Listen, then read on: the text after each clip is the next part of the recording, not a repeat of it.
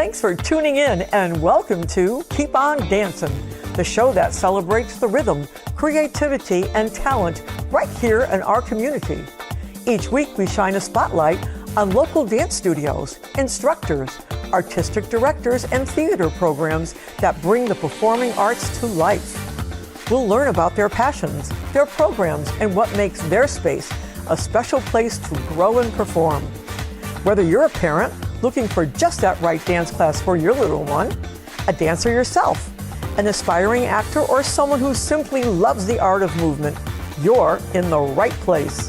From hip-hop to ballet, ballroom to line dancing, plus a taste of singing and acting, we cover it all.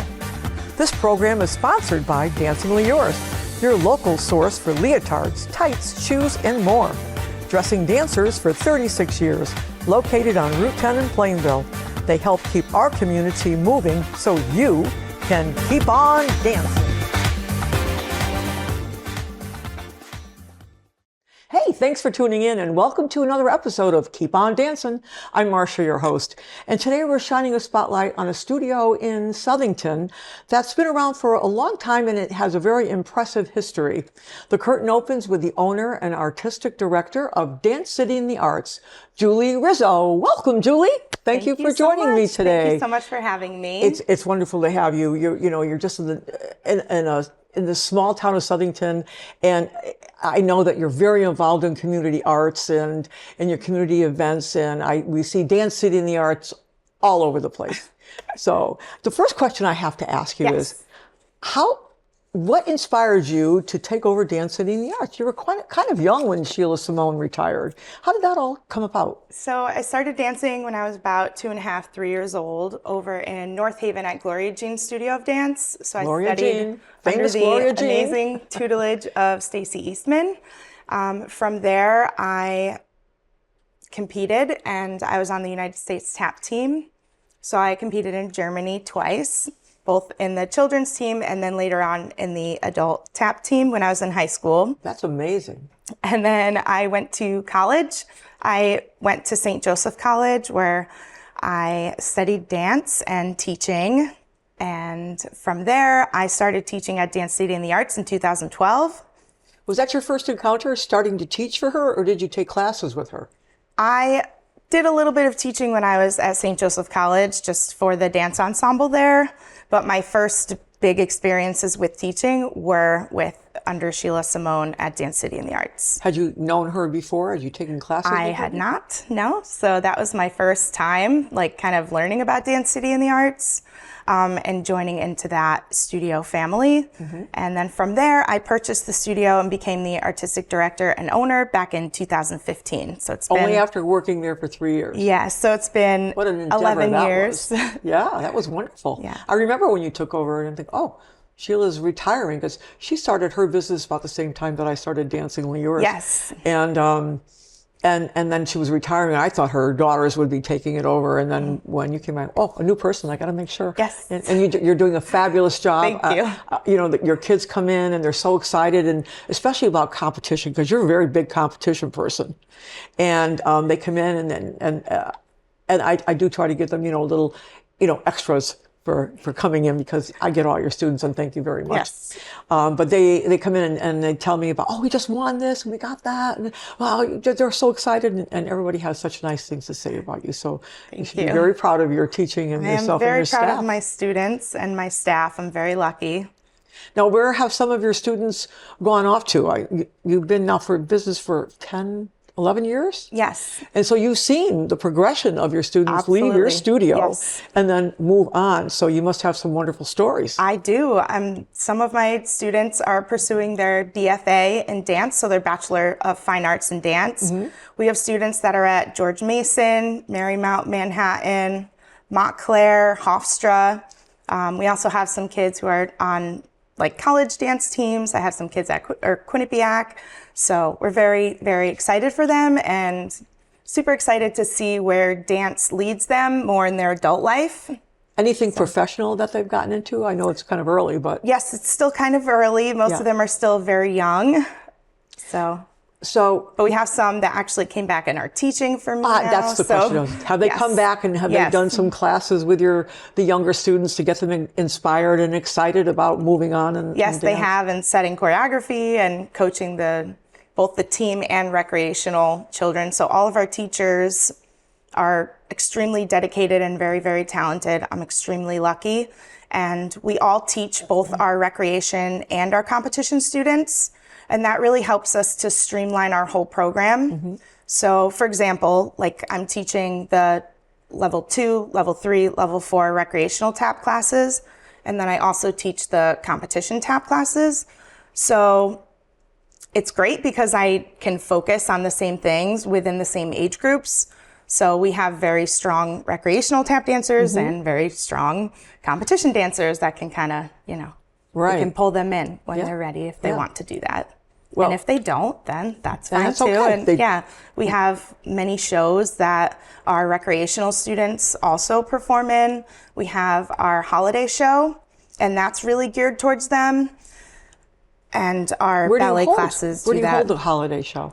That is at Darnowski Elementary School. Okay. And that's open to the public. It is open to the public. And you promote it, and Yes. that helps with costs of if you wanted to support your students to go to competitions or in-state, out-state, I'm sure. Yeah, so with that show, we use it as a fundraiser. Particularly this year, we raised over $500 for Southington Bread for Life through our holiday show. So that was great. Nice. And then also for all of our students, we have our end of year recital, which takes place in June at Southington High School. We've been there for many, many years. So we're excited to be able to go back to that venue again and, stay in Southington. And then our competition kids, we do like not a mock competition, but kind of a practice run for them with our showcase. And that's in usually February. Oh, so you just got through with your showcase? Yes. And where was that held? That's also at Darnowski Elementary School. We try to stay close by. So you actually put 3 performances on? Yes, yes. No wonder you're so busy. Yes, I try to get hold of you, Julie, and you're just so busy. But that's the way it usually is with people in the arts. They're just busy doing all the time. They're always creating in their heads. They're always creating. I also have 2 young boys too. I have a 5 and 6-year-old son. So oh my gosh, are they keep dancing? Me very busy. They are dancing. And yes. what do they like to dance? My youngest son takes the tap jazz acro class, and he's how old? He's 5. 5. Yes, and he also does Angelina Ballerina Dance Academy classes, which maybe we can touch on that a little bit later. So definitely. I didn't realize that you had Angelina Ballerina. Yes. Because I just really hadn't. Well, I saw it I have that book in the store that tells everything you do, but I just never even put my finger on it until I was reading about it.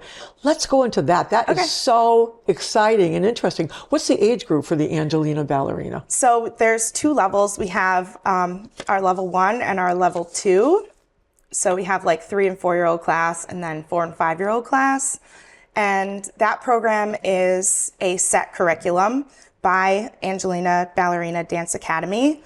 So we have a curriculum book and there's music that goes along with that. And the teacher reads Angelina Ballerina books to the children. That's part of that. So it's definitely really fun. Sometimes we have the kids running around in their little mouse ears and skirts, which is optional for them, but we love it when they wear them. They're so cute and they're kind of running all around the studio. So how do you become a Angelina Ballerina officially approved studio? There's only 2 in the state. Yes, there is. So the studio became approved under Sheila Simone back when she was the owner. So when I came in, that was a program that had already been started at the studio.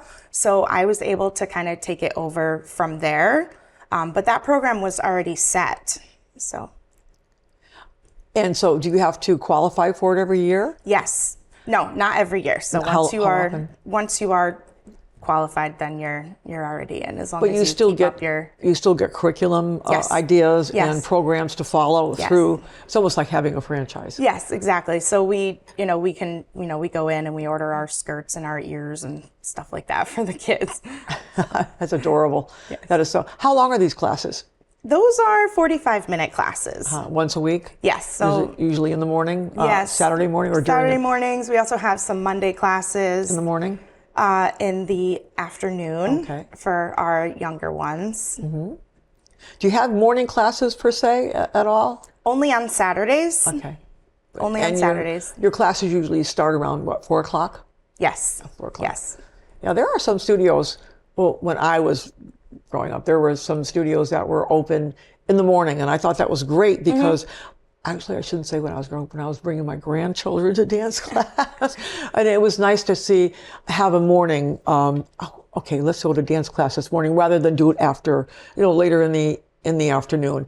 So, grandmas take their kids. Yes, we have done some classes like that for like a mommy and me type of thing, like Wednesday early in the morning. Do you hold those now, mommy and me? Not right now on Wednesdays. We do sessions with that. So our last session was on Saturday mornings. So we will be starting another session soon for mommy and me. And that goes from age 1.5. And it doesn't have to be a mommy. We call it Dance With Me. So that can be a dad, an aunt, a grandma, whoever wants to come caregiver and dance with their kiddo. Right. But it's very fun. We incorporate a lot of props. And we have some amazing teachers who are pretty well trained in early, childhood dance education. That's wonderful. But you still offer those on Saturday mornings, not during the week. Saturday mornings, yes. We're starting our sessions back up. There were a few, well, I have a lot of grandkids, and I used to take them all the time.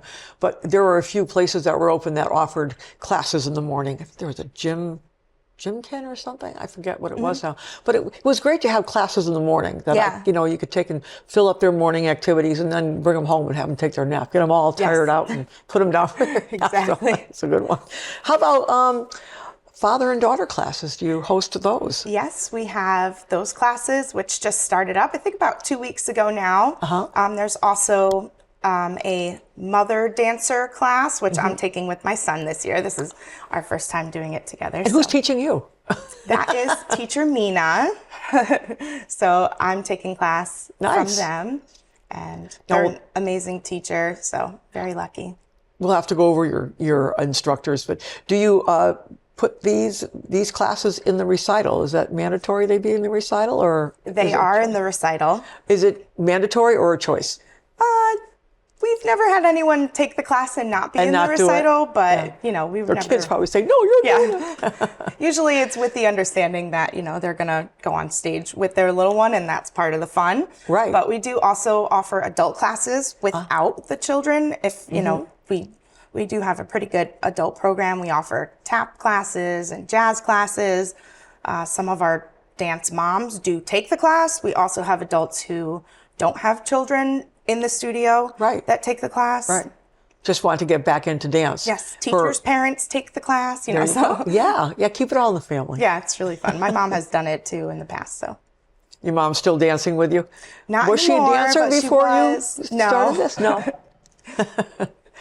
Well, all me.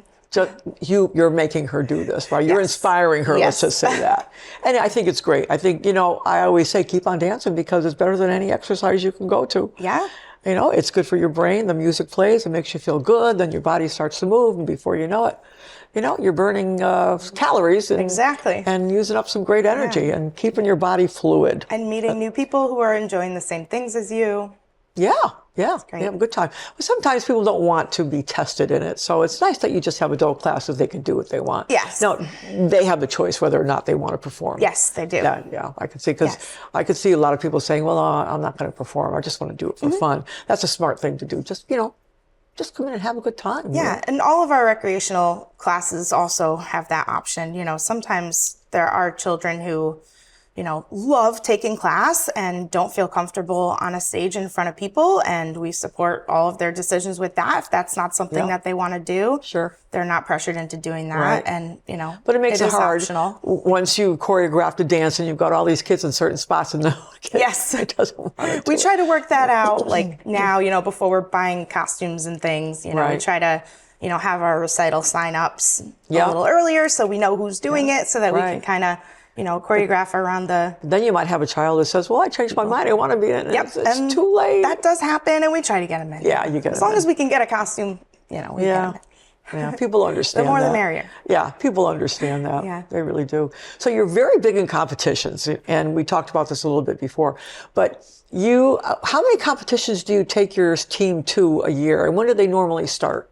So our competitions usually run from the end of February through May, with our national event happening in either very late June for this year or early July, like through to mid-July.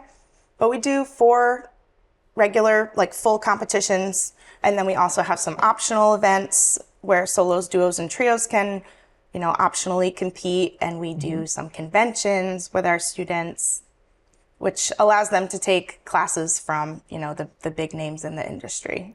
So we're taping this now. This is the beginning of March of 2026. Yes. And you said you just got off a competition this weekend. Yes, we did. How did you do with that? We did very well. We won the ADCC Studio of Excellence Award. So we were very excited for that. And we also had a lot of high scoring routines. We were the top billing for age 12 and up. And, we had some soloists that placed extremely well in both categories, a title winner, another overall 12 and under. So they did very well. We were very happy. Wow, what's left? Now, do they get individual trophies or ribbons? I know the studio gets, most of the accolades. But what do the students get? Do they get to take something home? They do, yes. So usually they get an adjudication. So, that's kind of based off of their number score. So the judges are scoring them against typically a 300-point system. Okay. And then they would get their adjudication from there, which is like a pin or a medal or sometimes like a trophy. Every competition is different. They all have their own way of doing it. Right. And then from there, when it's like the overall awards, then, they'll give a banner or something like that. Mm-hmm. So. After competitions, then there's also your communities activities. Yes. So you're involved in the very famous Apple Harvest Festival. Yes. Do you perform there? Is there a parade before that? Yes, so we do the parade, and usually typically, because it's been the last few years now, our graduating seniors choreograph the routine for that. So we get very, very excited about that. That's nice. They pick the music. If they need help cutting it or something like that, then, I would step in. But they do it, and they teach their teammates, which is really fun.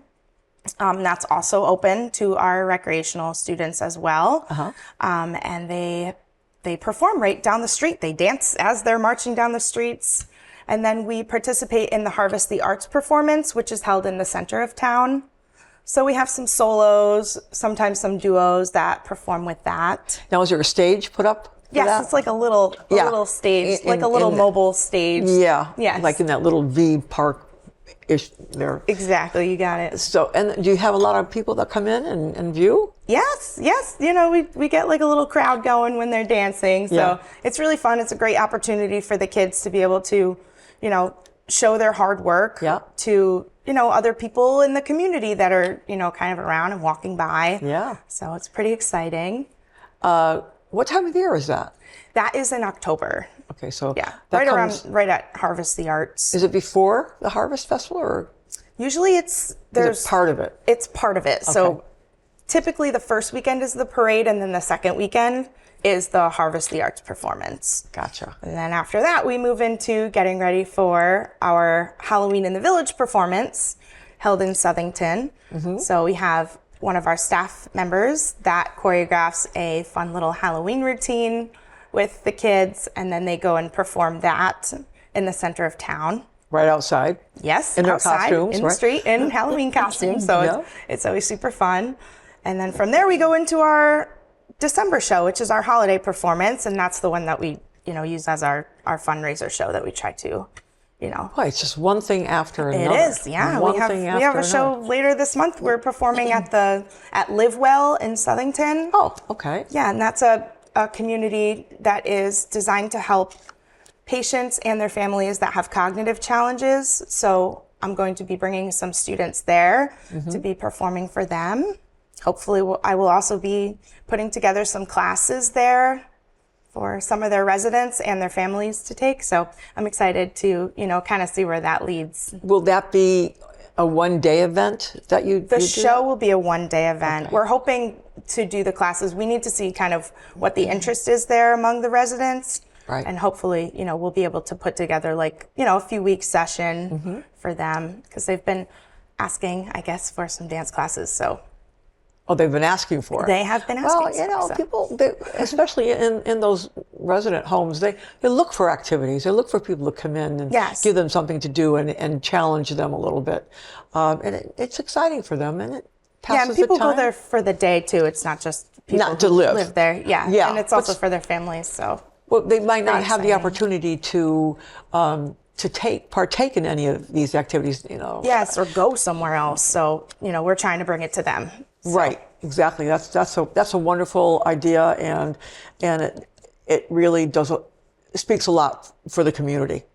Are you involved with the Chamber of Commerce at all, or? Yes, we were members of the Chamber of Commerce for quite a few years. So, and we're also doing a collection drive for Southington, the town of Southington. So we're getting a little bit more information on that.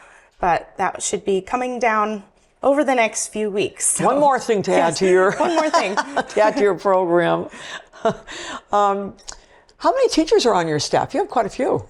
Yes, I believe we have 7 or 8 now, including myself and our office staff. And too, they each teach a specifically different style of dance.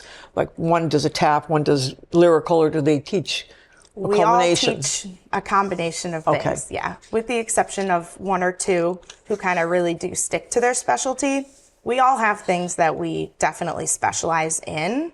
So, because everyone has their preferences on what they enjoy. Well, you like your tap. Most. Yes, I like my tap. Yeah. I also teach a lot of the lyrical with the older girls. So I enjoy doing that too, So it's kind of fun being the director. I get to, teach the subjects that I enjoy the most. Exactly. So that was yeah. But it's also nice too that the other instructors have a chance to get in there and do what they like to do, plus some other things to help out. Yeah, because you never know, what you're gonna really, enjoy most until you do it. So. I noticed that you had a ballroom dancer there a while ago. Yes, we did. We did offer some ballroom classes. How did that work out? It was good. It was mostly private lessons that we did. Okay. We haven't really had a lot of interest in the ballroom because now there's kind of studios that are targeted more towards that. Sure. But if you brought the little kids in, especially the little boys and little girls, say, hey, we're hosting a ballroom class. A 6 weeks course. It doesn't have to be the whole year. Yes. And just get them involved in it and give them a taste of it. Yes. Yeah. And also some salsa classes. We've done like little classes like that too. So social dancing, it's great. Yeah. Partner dancing, that's great. Yeah. We've even had some interest in line dancing. Yeah. So. Oh, that's a big one too. And the kids love to do that sort of thing. Yes. So hey, there's more ideas for you. Those are good things to do during the day too. So. You do them during the day? Yes, we've done that. Yeah, where would you fit them in? Because I'm sure exactly. Our nighttime schedule is Sunday packed right now. Yeah, we'll have to make a new day, dance day. Yeah, Sunday dance day. Saturday, Sunday dance day. Yeah, there you go. Well, we have 3 rooms that are usually. How big is your facility? We're about 5,000 square feet. That's crazy big. So we were upstairs at Factory Square. Yep. And we just moved to our new suite just about 3 years ago now. So our studio's beautiful. We have a really cool graffiti wall when you go in. We try to stick to the city theme. We have like a stoplight and neat. So it's bright, it's fun, it's colorful. We have like pink, and blue, and green walls in the studio rooms. Great floors. We do. Yes, we have sprung floors. And you were mentioning, I think I read that, you have master classes. The masters would come in and say what great floors you have. Yes. That really matters. We have gotten that comment, yes. Yeah. Do you put Marley down on your floors? Yes. You do? We have them over our sprung floors. Yeah. Being a tapper, I would say I wouldn't want Marley on my floor. Yeah, I know. Because it just muffles the sound. I know. I thought about doing, just have one room for just, you have to do that, Yeah. There was a studio in New York called Woodpeckers, and it was great. And Brenda Buffalino, have you danced with any of those masters? I know those, yes. So have you been to Woodpeckers? I have not been there. All right, so it's not there anymore, but I mean, Tony Wag, Brenda Buffalino, Jimmy Slide, Buster Brown, Savion, we were all in that studio, and it was a great studio. And the floors they didn't cover up their floors. Yeah. Hey, we're here to mark up these floors and make them sound good. Yeah. So, I don't know, just a thought. That's great, yes. Well, I'm sorry to say, but I have to close the curtain on our wonderful conversation. So as they say in showbiz, that's a wrap for today's Dance-tastic episode. And I want to thank Julie so much for sharing her studio magic with us. And her studio is Dance City in the Arts, and it's located at 168 Center Street in downtown Southington. It's very easy to get to. So thank you again, Julie. Thank you so much for having me. I appreciate it. I'm glad you enjoyed it. And please feel free, if you have any other ideas or you'd like to be on the show again, if you haven't, just give me a holler and we'll do it all over again. I appreciate it. Thank Bring you some so of much. your instructors with you and we can go over what their some of my specialties students, are. I know they'd love that too. So yeah, that would be great. I know, because people look for that. They ask me all the time, what's the best dance studio to go to? I say, you have to go and you have to call them, go down, look at the studio. We're all different. Yes, take we all a have class. little things that are different. Exactly. There is no bad studio. Exactly. You have to find the one that's right for you. Yes. But before we leave, I would just like to add a little note that for all your dancewear needs, supplies, leotards, tights, shoes, you can find it all at Dancing Lures, right on Route 10 in Plainville. We've been dressing dancers for 36 years, and we appreciate all our customers who come into the store and shop locally, whether they come into the store buying online or in our store. We really appreciate all our customers. So, hey, thanks for watching. And I hope you tune in again next time for another episode of Keep On Dancin'.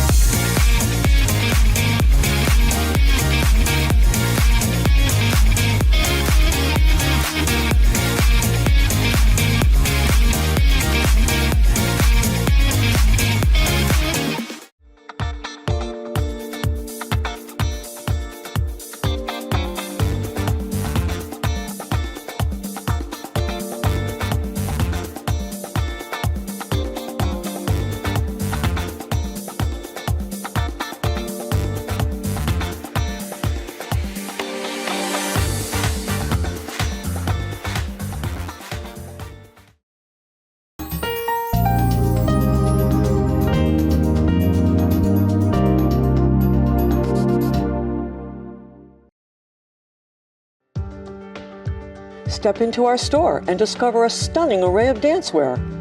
Introducing Dancingly Yours, your one-stop shop for all things dance and delight for ages 2 to 92.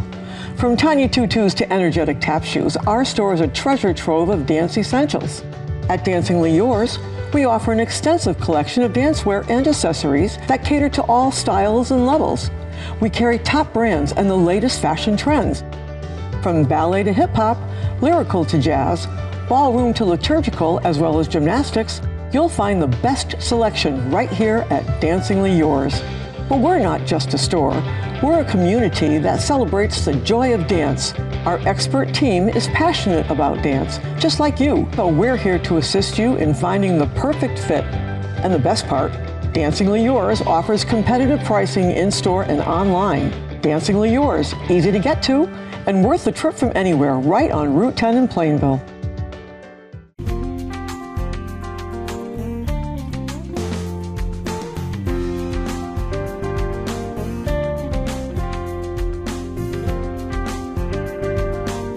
Follow us on Instagram at nutmeg.tv.